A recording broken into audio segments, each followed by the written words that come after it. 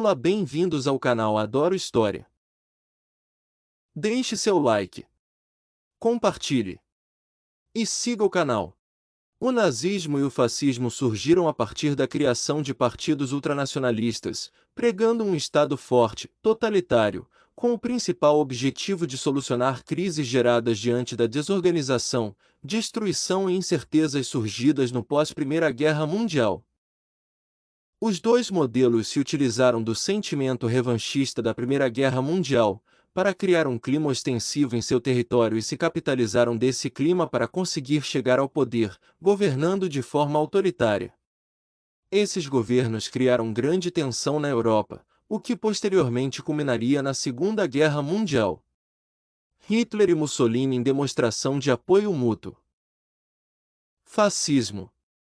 O nome fascismo designa uma forma de governo, um governo autoritário e extremamente nacionalista.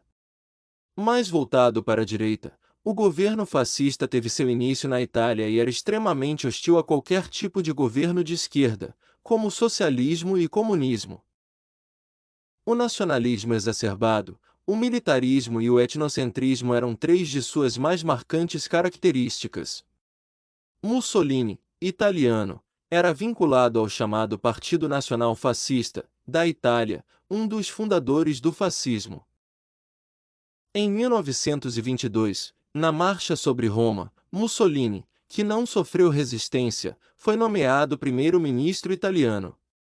2 anos depois, em 1924, se utilizou de manobras políticas para tornar-se único poder na Itália, instaurando uma espécie de ditadura consentida.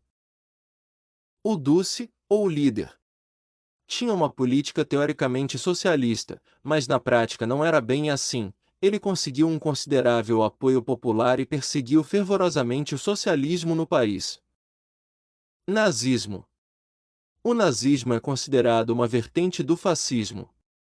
Hitler, nascido na Áustria, ele participou da Primeira Guerra Mundial e foi reconhecido militarmente por sua bravura. Após o fim da guerra se filiou ao Partido dos Trabalhadores Alemães, que viria a se tornar o Partido Nacional Socialista Alemão, ou Partido Nazista, como ficou conhecido. Em 1921, tornou-se líder do partido e posteriormente foi nomeado chanceler, se utilizando do partido para eliminar toda e qualquer oposição a ele. Em 1934, considerado como o Führer do Terceiro Reich, estava no controle de toda a Alemanha nazista, mantendo a posição de líder do Partido Nacional Socialista, um partido populista, porém muito racista. Ele pregava o arianismo, que dizia que os arianos eram superiores aos outros povos. Nacionalismo, totalitarismo, antiliberalismo, anticomunismo, militarismo, racismo, unipartidarismo e arianismo eram as principais características do nazismo. Caminhando para a Segunda Guerra Mundial. A Primeira Guerra Mundial deixou ainda muitos assuntos mal resolvidos na Europa. O revanchismo da Alemanha, humilhada pelo Tratado de Versalhes, e a falta de representatividade da Itália foram alguns desses assuntos. Esse revanchismo deu margem para que governos totalitários que pregassem a superioridade desses povos fossem aceitos em seus respectivos territórios. Além disso, a crise de 1929, que foi uma crise essencialmente capitalista, desestabilizou a Europa e abalou a confiança no modelo liberal. Paralelo a isso, o socialismo russo se fortalecia e ganhava maior visibilidade. Percebendo essa fragilidade na Europa, os governos totalitários perceberam que esse era o momento de tornar suas propostas viáveis, e foi retomada então a proposta expansionista, que, conforme ultrapassou os limites estabelecidos, como a própria anexação nazista à Áustria e o descumprimento do tratado com Stalin de não mais se expandir, Hitler inicia um dos conflitos mais violentos da história da humanidade. O Tratado de Versalhes foi um acordo de paz selado entre as potências vencedoras da Primeira Guerra Mundial e a Alemanha derrotada. O processo teve início com o armistício de 11 de novembro de 1918 e foi assinado em 28 de junho de 1919. O Tratado de Versalhes teve como característica o revanchismo francês, a redefinição de fronteiras, o estabelecimento de indenizações e a criação da Liga das Nações. Indenizações e perdas territoriais.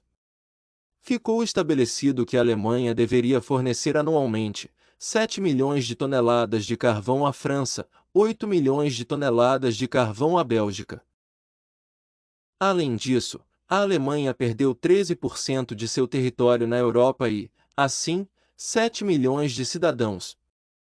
Foi determinado que a região de Alsácia-Lorena seria restituída à França, a Sonderjutlândia passaria à Dinamarca, regiões da Prússia, como Posen, Soldau, Vármia e Masúria seriam incorporadas pela Polônia, Luínsko passou à Checoslováquia. Eupen e Malmedy tornam-se territórios da Bélgica. A província do Sarre seria controlada pela Liga das Nações por 15 anos. As colônias alemãs que representavam mais 70 mil quilômetros quadrados, distribuídos entre África, Ásia e Pacífico, também foram atingidas. As colônias na África foram divididas entre Inglaterra, Bélgica e França. Deixe seu like, compartilhe e siga o canal.